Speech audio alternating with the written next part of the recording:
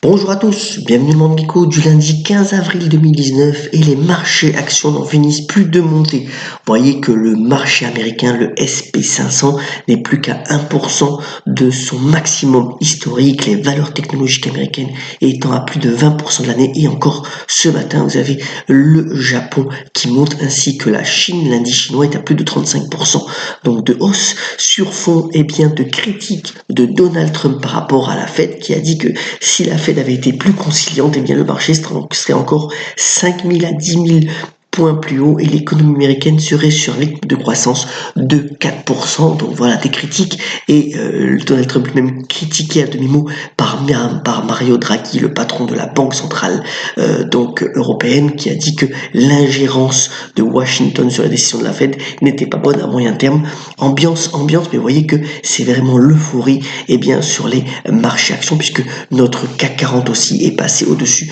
des 5500 points, une performance de plus de 16% depuis le début de l'année, c'est assez incroyable. Dans ce contexte-là, c'est le salon de Shanghai sur les automobiles qui ouvre dans un contexte où vous voyez que les dernières ventes d'automobiles en Chine ont plutôt baissé, que ce soit en 2018 ou au début de 2019, mais ça n'enlève rien à ce marché considérable puisqu'il faut savoir qu'il n'y a que 200 millions de voitures privées en Chine alors que la population est d'1,4 milliard et dans ce contexte-là, il faut bien savoir que cela concerne quand même plus de 4,7 millions de salariés en Chine et que de nombreux constructeurs européens ou américains veulent véritablement prendre le tournant de la voiture électrique en Chine qui est une composante structurelle de ce marché puisque par exemple Volkswagen veut véritablement être le numéro 1, Ford a annoncé le lancement de 30 nouveaux modèles, donc même si ce marché est en baisse récemment, il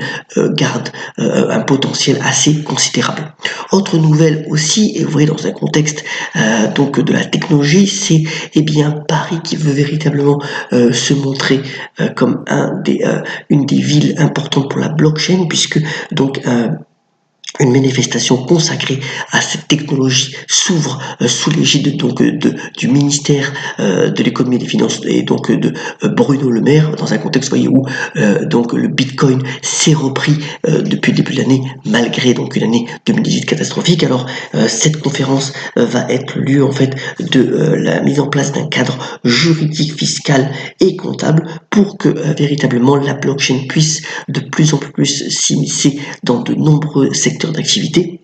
Et d'ailleurs, pour revenir un instant sur le Bitcoin, cette monnaie, les crypto-monnaies vont pouvoir faire partie d'ailleurs des assurances-vie.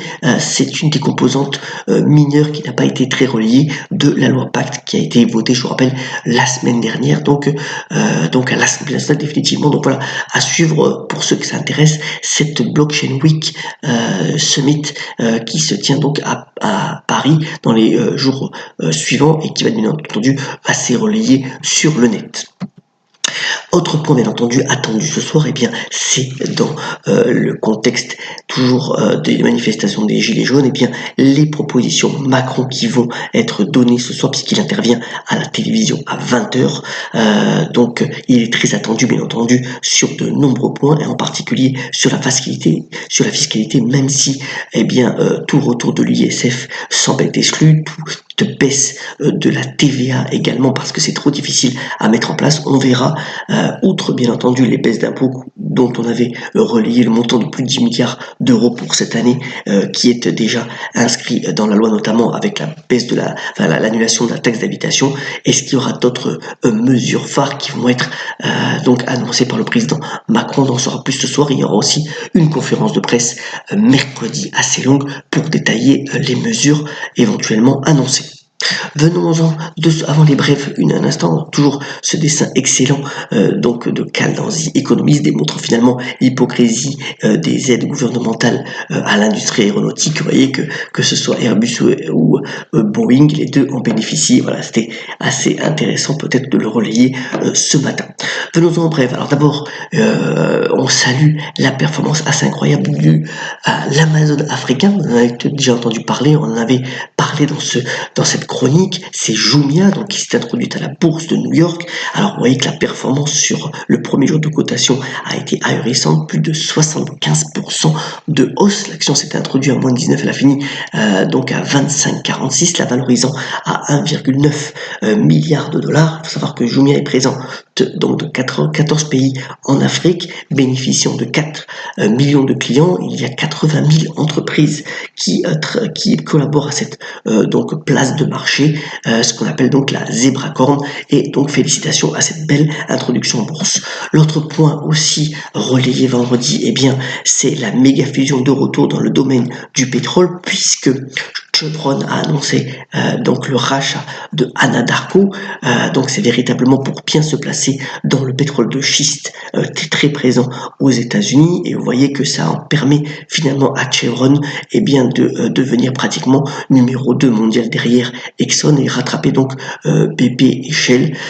Donc voilà une acquisition qui s'est fait bien entendu. Alors le cours de Chevron a baissé de 5%, mais ce n'est pas énorme, et vous voyez surtout que les performances boursières, la courbe de Chevron c'est celle en blanche, celle de Anadarko c'est celle en bleu. Vous voyez que c'est un moindre rattrapage, puisque finalement l'action de Chevron avait bien progressé, que finalement son bilan financier lui permet de faire cette acquisition, et c'est véritablement une acquisition structurante pour Chevron pour les années à venir.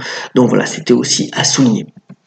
On aura, après la clôture ce soir, le chiffre d'affaires de Vivendi, certainement aussi des indications sur véritablement le résultat de ce premier trimestre. Alors, on attend toujours des bonnes performances, bien entendu, de Universal dans la musique, mais aussi il y aura un plan pour que le groupe, Vincent Bolloré et famille, continue à se renforcer au capital de Vivendi, puisque un plan de rachat d'actions devrait être voté, permettant donc de grappiller encore donc du capital à monsieur Bolloré, et on verra si donc finalement ce chiffre d'affaires est à la hauteur des prévisions. On termine en rendant bien entendu hommage donc à Tiger Woods qui a attendu 3955 jours, comme quoi il faut rester toujours avoir l'espoir. Et Tiger Woods donc a gagné son 15e grand chelem, donc c'était le tournoi des maîtres d'Augusta. C'est assez impressionnant ce retour, parce qu'il a eu quand même pas mal de soucis personnels et sportifs ce bonhomme, mais c'était un retour donc au premier plan, et là également c'est à saluer.